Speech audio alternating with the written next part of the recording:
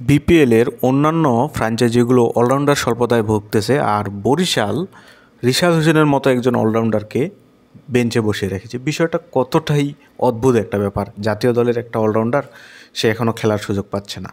তো এই জিনিসটা যদি আমি একজন দর্শক হিসাবে বলি, তাহলে অবশ্যই আমার অনেক আক্ষেপ রয়েছে। তবে টিম কম্বিনেশন অনুযায়ী বা ফ্র্যাঞ্চাইজি লিগগুলোর হিসাবে যদি বলি, তাহলে টিম কম্বিনেশন অনুযায়ী অনেক প্লেয়ারকে অনেক কিছু স্যাক্রিফাইস করতে হয়। বিশেষ করে বিপিএল, আইপিএল বা সিপিএল যে ফ্র্যাঞ্চাইজি লিগগুলো হয়, এগুলো হচ্ছে ব্যবসায়িক একটা লিগ, যেখানে ক্রিকেটারদের চেয়ে তাদের ব্যবসায়িক স্বার্থটাই আগে। তো সেক্ষেত্রে তাদের টিম কম্বিনেশন অনুযায়ী যে প্লেয়ারগুলোকে তাদের দরকার, সেই প্লেয়ারগুলোকে তারা চুজ করে।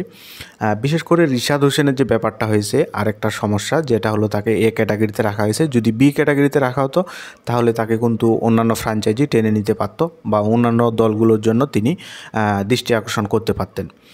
যদি আমরা বরিশালের দলটার দিকে একটু তাকাই, এখানে জাতীয় দলের একাধিক প্লেয়ার রয়েছে, তামিম, তৌহিদ হৃদয়, শান্ত, মাহমুদুল্লাহ, মুশফিক। তো ভারী একটা দল। সেখানে আর কি রিশাদকে ফিট খাওয়ানোর মতো একটা জায়গা এই পর্যন্ত বরিশাল তৈরি করতে পারে নাই। বরিশালের কম্বিনেশন অনুযায়ী রিশাদ হোসেনের খেলার সুযোগ অনেকটাই কম, শুধুমাত্র তানভীরকে বাদ দিলে। তার জায়গায় এখন কথা হচ্ছে, তানভীরকে বাদ দিলে রিশাদ হোসেনকে তারপরও শিওর নেবে কিনা, সেটাও কিন্তু একটা শিওরিটির ভিতর নাই।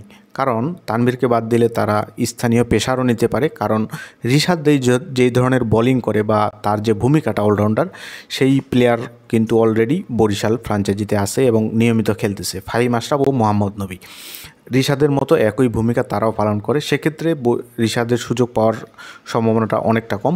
একই সাথে রিশাদ কিন্তু বিগ ব্যাশে এন্ট্রি করাইতে পারে নাই, নিজের নাম লেখাইতে পারে নাই। তো সেটাও কিন্তু তার জন্য একটা বড় দুর্ভাগ্যের বিষয়। এবং আমি মনে করি জাতীয় দলের একজন রানিং প্লেয়ারকে এইভাবে বেঞ্চে বসিয়ে রাখা, এটা কিন্তু বিসিবির একটা দূরদর্শিতার অভাব। তাকে বি ক্যাটাগরিতে রেখে আলাদা ফ্র্যাঞ্চাইজিগুলোতে তাকে খেলার সুযোগ করে দেওয়া যেত। তো আমি রিশাদকে বলবো যে আপনি মনোবল না ভেঙে আপনার অনুশীলনটা চালিয়ে দেবেন, কারণ আমরা জানি যে আপনি কিভাবে জাতীয় দলে কন্ট্রিবিউট করেছেন বিগত সময়গুলোতে, এবং বিপিএলের মতো একটা মঞ্চ আপনাকে জাজ করার মতো ক্ষমতা রাখে না।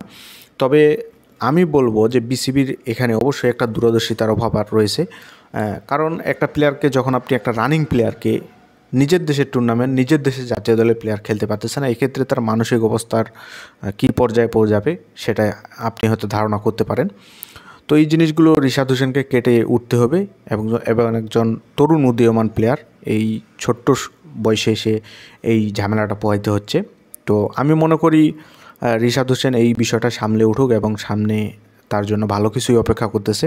তো জাতীয় দলের একজন প্লেয়ারকে এভাবে বেঞ্চে বসিয়ে রাখাটা আপনি কিভাবে দেখতেছেন?